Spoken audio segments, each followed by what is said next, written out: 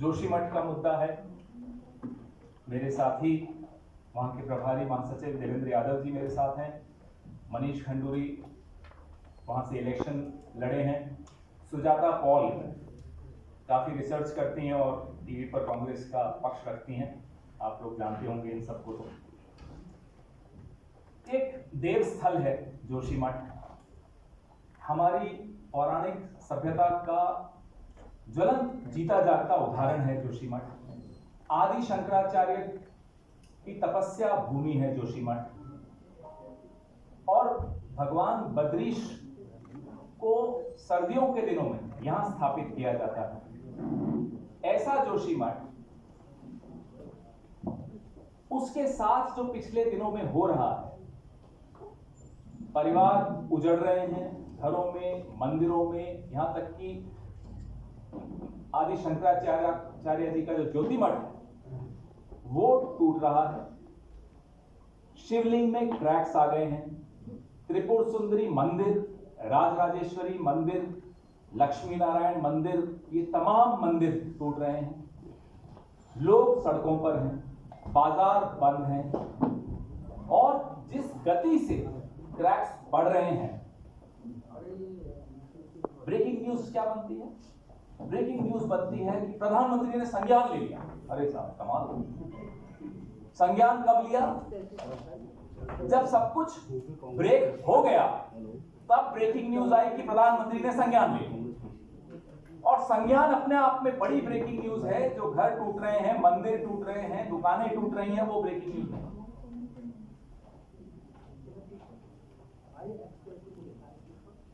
GD Agarwal नाम के एक बहुत बड़े एक्टिविस्ट हुआ करते थे।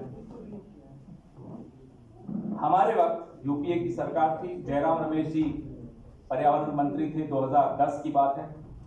600 मेगावाट का लोहारीनाग पाला एक प्रोजेक्ट था। उसके विरोध में जीडी अग्रवाल जी धरने पर बैठे थे और उस धरने के बाद यूपीए सरकार ने, जयराम रमेश जी मंत्री थे जिसमें मनमोहन सिंह जी प्रधानमंत्री थे, उस प्रोजेक्ट को रोक दिया।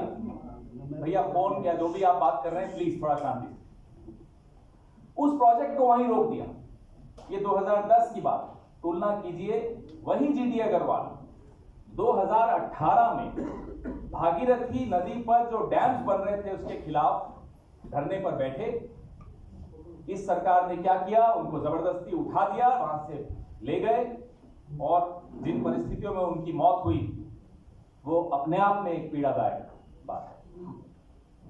तुलना ये दोनों सरकारों की बता रहा हूं। यूपीए हमेशा सामंजस्य की बात करती है, सामंजस्य प्रकृति में, सामंजस्य विकास में। आज की सरकार सामंजस्य छोड़ दीजिए, लोगों की सुनना छोड़ दीजिए, विशेषज्ञों की सुनना छोड़ दीजिए। एक उदाहरण मैं आपको देता हूं, रवि चोपड़ा नाम के एक विशेषज्ञ का, पर्यावरणविद का। मॉनिटरिंग कमेटी से उन्होंने इस्तीफा दे दिया क्योंकि उनकी बात नहीं सुनी जा रही। 4 धाम रेलवे परियोजना में वो बार बार कहते रहे कि इतना चौड़ा मत करिए सड़कों को कि पहाड़ों का जो ढलान है वो सीधी हो जाएगी, उसके बाद चट्टानें गिरती हैं, उसके बाद पूरा वहां सामंजस्य बिगड़ जाता है और वो एक इकोलॉजिकल डिजास्टर बन जाता है। उनकी नहीं सुनी जा रही थी, उनका जमीर था, उन्होंने इस्तीफा दे दिया। ये परिस्थिति है। इस सरकार के कान बंद हैं, आंखें बंद हैं और मुंह भी तभी खुलता है जब कोई ब्रेकिंग न्यूज देनी होती है कि संज्ञान ले लिया। अरे आपने संज्ञान लिया, 4-5 दिन तक लगातार वहां लोग त्राही कर रहे हैं।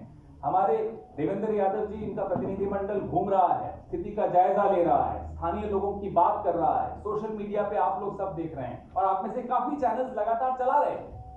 प्रधानमंत्री को नहीं सुनाई दे रहा।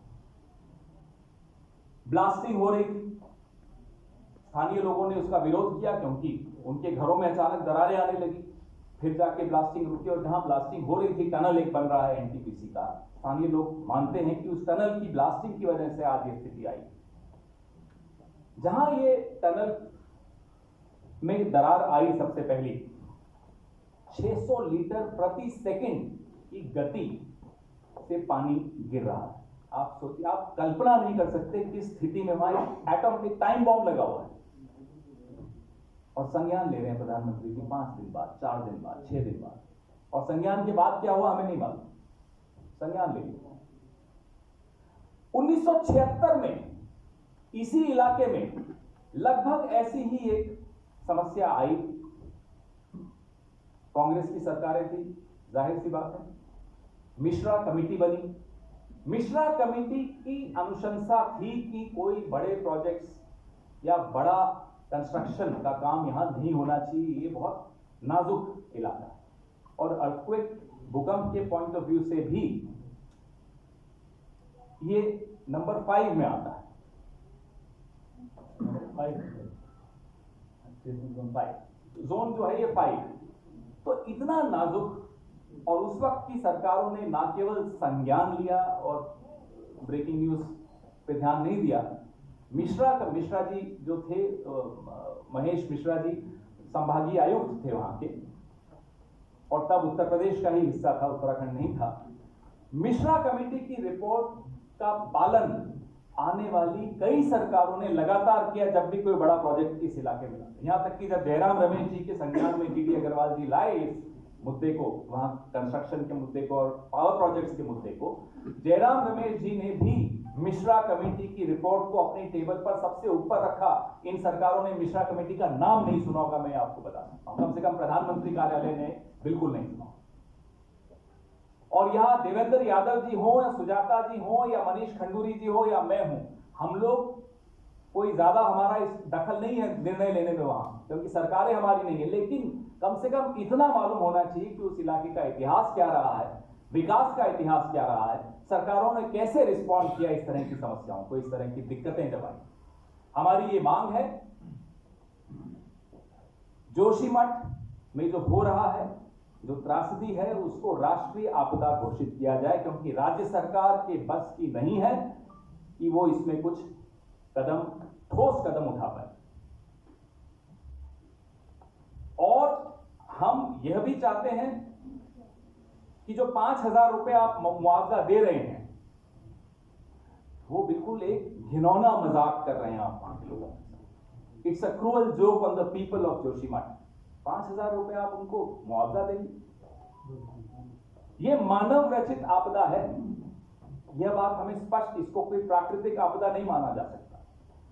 जो सुरंग है जिसकी वजह से यह मानव रचित आपदा हुई है, उसको तुरंत बंद कर दिया जाए और लोहारीनाग, पाला और पाला मनेरी परियोजना की जो सुरंगें हैं उनको भरने का काम तुरंत शुरू कर दिया जाए। ये परियोजना हमने रोकी थी, जो मैं बार बार आपको उदाहरण दे रहा हूं, ये वही परियोजना है जिनको हमने रोक दिया था। सुरंगों को सिर्फ भरने का काम है, वो नहीं कर पा रहे और नई और सुरंगें खोद रहे हैं हम। जो रेलवे का कोई भी बड़ा काम इस पर्वतीय आपदा का जिससे खतरा पैदा हो जाए, उसे वहां तुरंत बंद कर दिया जाए। गहन अध्ययन करके चरणबद्ध तरीके से ही उनको मंजूरी दी जाए और बिना सोचे समझे जो आप प्रकृति की सुरक्षा किए बगैर एक अनियंत्रित विकास जो आप पहाड़ों में ला रहे हैं, उसका जो खामियाजा है आज तो जोशीमठ के बाशिंदे और जनता भुगत रही है। लेकिन आने वाले दिनों में, महीनों में, सालों में पूरा ये जो इलाका है, ये इस तरह की त्रासदियां बार बार दोहराई जाएंगी। आपको याद होगा फरवरी 2021 में 200 लोगों ने जान गंवाई थी, चमोली में एक आपदा आई थी, वो भी मानव रचित आपदा है। मैं मेरे साथी देवेंद्र यादव जी से आग्रह करूंगा कि जो डेलीगेशन अभी जो एक हमारी कमेटी जो यहां बनी थी पार्टी की, उस सिलसिले में आपको जरा प्रकाश डालें इस पर। नमस्कार साथियों, भाई पवन जी ने बहुत विस्तार से जोशीमठ, जो एक बहुत ही महत्वपूर्ण स्थान, खास तौर पे आध्यात्मिकता के रूप में, और जो उस स्थान की महत्ता है उसके बारे में बहुत विस्तार से अभी चर्चा की। ये वही स्थल है जहाँ पर जगत गुरु आदि शंकराचार्य जी ने ज्ञान की प्राप्ति हुई और वहीं से बद्रीनाथ की स्थापना का भी, बद्रीनाथ की स्थापना के साथ साथ अन्य जो भारतवर्ष में मठ की शुरुआत हुई, उसकी स्थापना आदि गुरु शंकराचार्य जी ने वहीं से शुरुआत की। ऐसे स्थान के साथ जिस तरीके से असंवेदनशील तरीके से ये भारतीय जनता पार्टी की सरकार उसकी ओर संज्ञान ना लेते हुए उसको लगातार डेवलपमेंट के नाम पर एक त्रासदी के रूप में जिस तरीके से ये जोशीमठ की घटना सामने आई है, मैं ऐसी सरकार के ऊपर सीधा सीधा आरोप लगाने के लिए मैंने ये बात रखी है। ये वो सरकार है जो धर्म की ठेकेदारी की बात हमेशा करती है, लेकिन जब ऐसी आस्था के साथ खिलवाड़ करने का काम भी ये भारतीय जनता पार्टी करती है।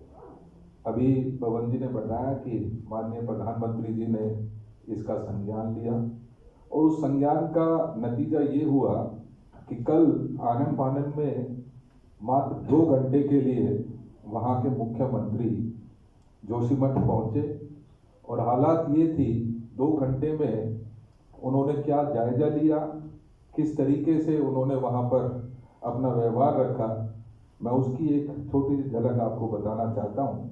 क्योंकि ये वो क्षेत्र है जहाँ से जो भारतीय जनता पार्टी के मौजूदा अध्यक्ष हैं महेंद्र सिंह भट्ट, ये उनका क्षेत्र भी है। आज यहाँ पर हमारे राजेंद्र भंडारी जी जो कांग्रेस पार्टी से वहाँ के विधायक हैं, जब उन्होंने मुख्यमंत्री से मिलने की कोशिश की और वहाँ की समस्या से उनको अवगत कराने की कोशिश की तो उनको डिटेन कर लिया गया। हमारे पार्षद जिनके स्वयं के घर में बड़ी दरार आई, उनको घर में डिटेन कर दिया गया। कहने का तात्पर्य यह है कि मात्र दिखावे के लिए मुख्यमंत्री जी वहां पहुंचे, 2 घंटे में उन्होंने अपनी पूरी विजिट को कंक्लूड किया और वहां से प्रस्थान कर गए।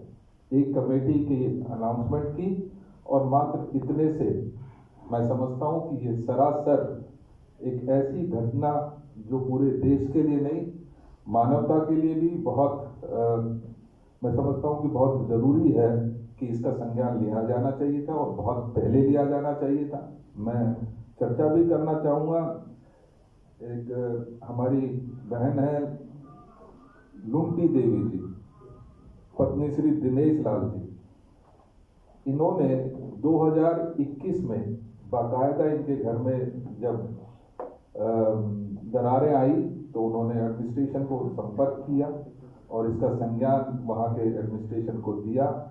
उस समय के मौजूदा विधायक, जैसे मैंने कहा कि जो मौजूदा बीजेपी के अध्यक्ष भी हैं, उनके सामने भी उन्होंने गुहार लगाई, सरकार के सामने गुहार लगाई। उसके बाद बहुत सारे संघर्ष समितियां बनी, उन्होंने समय समय पर सरकार के संज्ञान में ही कोशिश की कि ये बातें आए और उसके ऊपर ध्यान दिया जाए। जिस तरीके की लापरवाही और असंवेदनशील तरीके से इस पूरे मामले को देखा गया और किया गया, ये सरकार की हम जहां भर्त्सना करते हैं, आज मैं आपके सामने ये भी बताना चाहता हूं कि हम हमारे कांग्रेस पार्टी की तरफ से लगातार यहाँ पर डेलीगेशन जाते रहे हैं और आज जब हम यहाँ पर बैठे हैं तो सुबह सुबह पिछले 2 दिन भी लगातार हमारे माननीय प्रदेश अध्यक्ष माननीय हरीश रावत जी, हमारे CLP लीडर, वहाँ के मौजूदा विधायक और अन्य जो सीनियर लीडर्स हैं, पूर्व अध्यक्ष गणेश गोजार जी, वो सभी पिछले 2 दिन से वहाँ पर जमे हुए हैं और उन्होंने वहाँ का पूरा जायजा लिया है। कुछ पिक्चर्स वहाँ से उन्होंने हमें यहाँ भेजी हैं, उसका अभी हम डिस्प्ले करेंगे। किस तरीके की समस्या, ये एक तरीके से बहुत बड़ी समस्या के रूप में अब हमारे सामने आ गया और ये समस्या अब घंटों के हिसाब से इसमें बदलाव आ रहा है। घंटों के हिसाब से ये दरारें बढ़ती जा रही हैं। जब आप पिक्चर्स देखेंगे तो आप स्वयं समझ पाएंगे कि कितनी गंभीर ये समस्या अब बन चुकी है। हमने वहाँ पर, हमारी पार्टी ने वहाँ पर ये तय किया है कि वहाँ पर हम लगातार वहाँ पर बने रहेंगे। जो वहाँ के पीड़ित लोग हैं, जिस तरीके का व्यवहार उन लोगों के साथ माननीय मुख्यमंत्री जी और भारतीय जनता पार्टी कर रही है, उसका संज्ञान लेते हुए हमारी एक कमेटी, जिसमें सुमित हरदेश जी जो हमारे हल्द्वानी के विधायक हैं और यूथ कांग्रेस के अध्यक्ष, वो वहाँ पर लगातार बने रहेंगे। जो भी समस्याएं आएंगी उनको टैकल करेंगे। जो वहाँ पर पीड़ित लोग हैं उनकी समस्याओं के समाधान के लिए यथासंभव हम कोशिश करेंगे। और इस दौरान हमारा एक सीनियर डेलीगेशन भाई करण जी के नेतृत्व में यशपाल जी, हमारे हरीश रावत जी, प्रीतम सिंह जी, गणेश गोदयाल जी, ये सभी कल मुख्यमंत्री से मिलेंगे, इससे अवगत कराएंगे और उसके पश्चात राज्यपाल महोदय से भी इस सारी बात का संज्ञान लेते हुए उनसे मुलाकात करेंगे और अपनी बात जो अभी भाई पवन जी ने रखी, उन सभी पहलुओं पर हम मजबूती के साथ वहाँ के लोगों के साथ खड़े हैं। यथासंभव उनकी मदद की जाएगी। उनको विस्थापित करने में हमारा फर्ज बनता है। हम उस फर्ज को निभाते हुए कांग्रेस पार्टी मजबूती के साथ उनके साथ खड़ी रहेगी। धन्यवाद।